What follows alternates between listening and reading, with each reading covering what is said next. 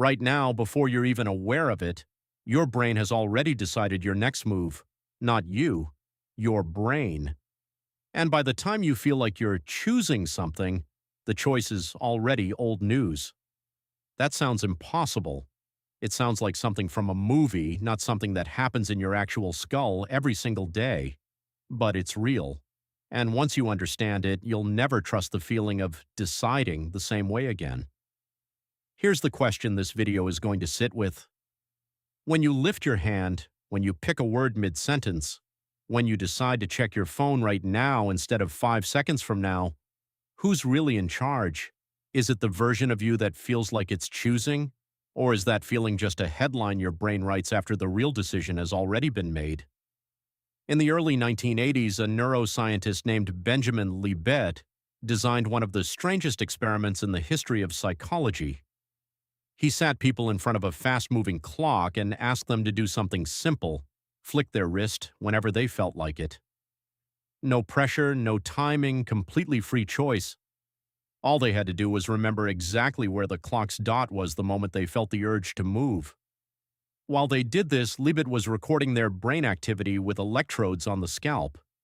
He was watching for something called the readiness potential, a slow buildup of electrical activity in the brain that happens right before a voluntary movement.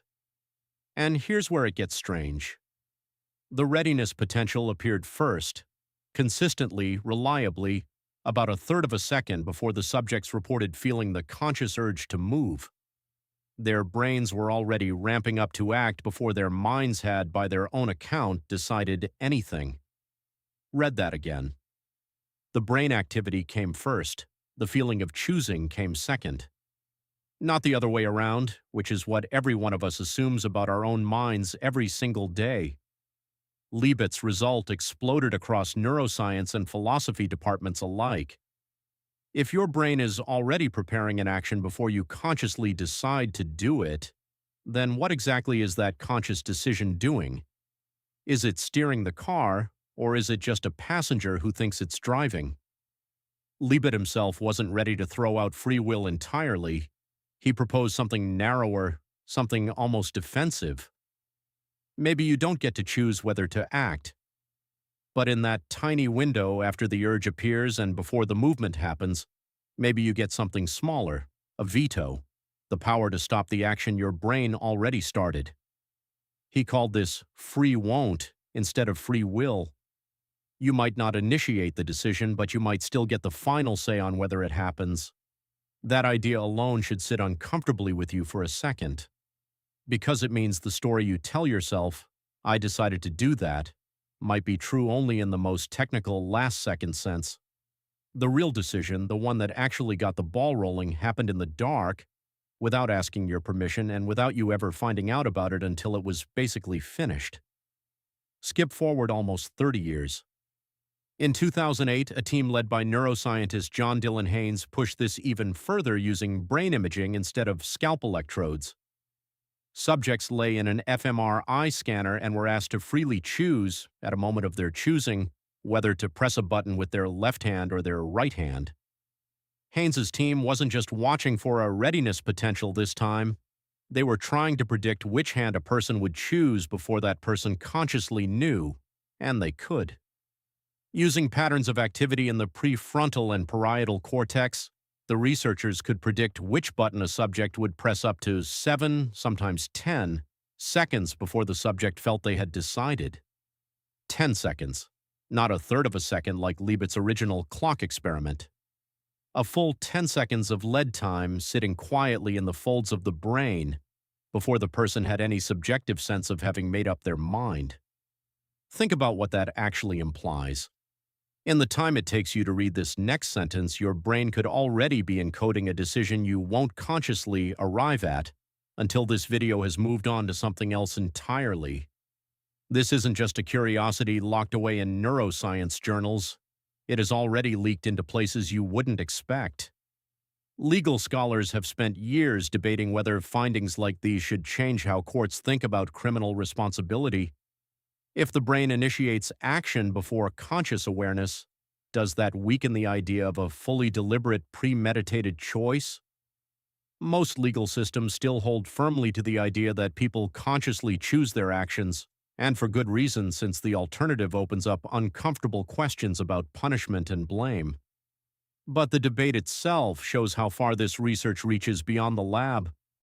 It shows up somewhere closer to home, too. Anyone who has tried to break a habit already knows this feeling intimately, even without the neuroscience vocabulary for it. You reach for your phone before you decide to check it. You reach for a cigarette, a snack, a familiar distraction, and only notice you're doing it once your hand is already moving. That gap between action and awareness isn't a personal failure of willpower.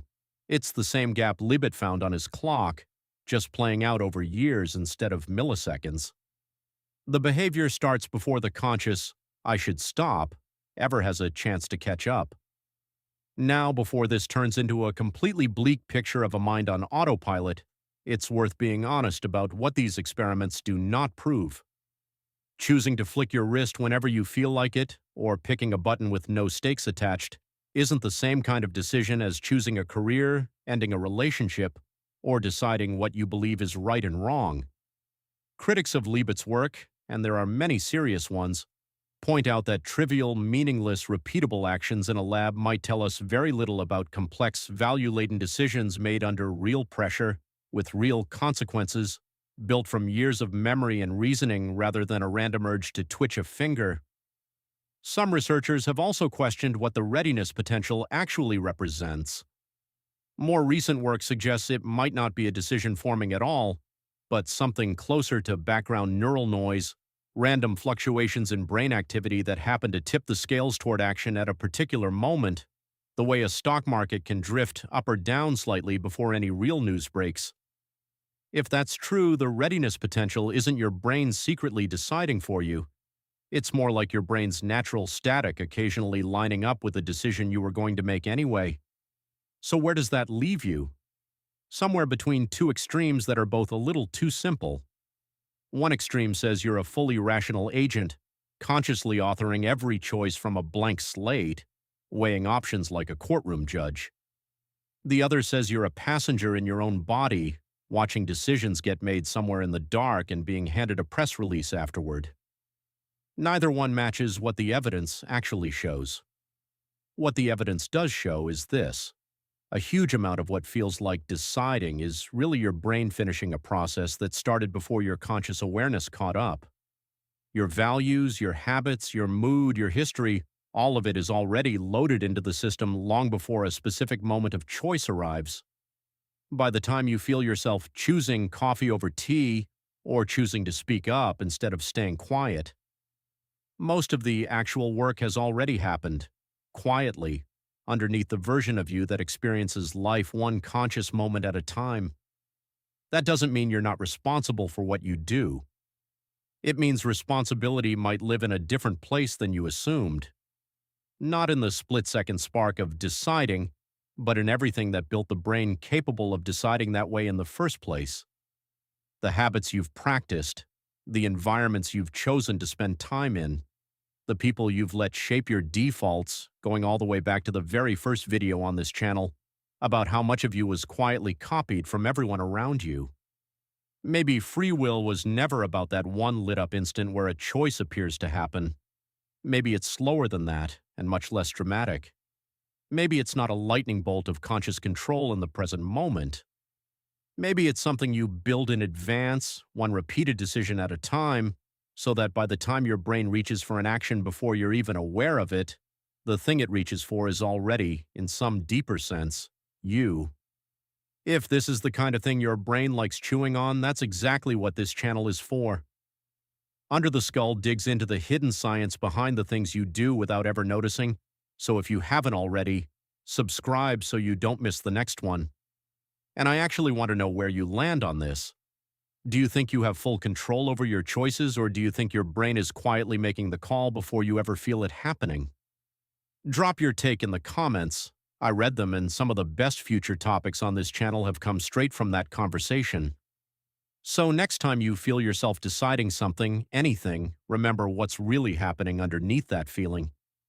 Your brain got there first. It always does. The only real question left is what you've spent your life quietly teaching it to reach for. If you found this interesting, subscribe for more videos like this and drop your opinion in the comments. I'd love to hear what you think.